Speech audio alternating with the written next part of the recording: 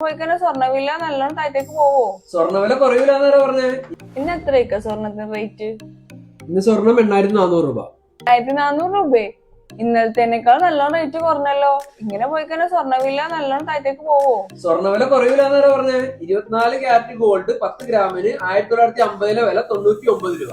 അത് 53 ആയപ്പോഴത്തേക്കും 26% കുറഞ്ഞ് 73 രൂപയായി. അതേപോലെ തന്നെ 1962 119 രൂപ ഉണ്ടായ ഗോൾഡിന്റെ റേറ്റ് 64 63 രൂപയായിട്ട് കുറഞ്ഞു. അതായത് 47% കുറവാണ് വന്നത്.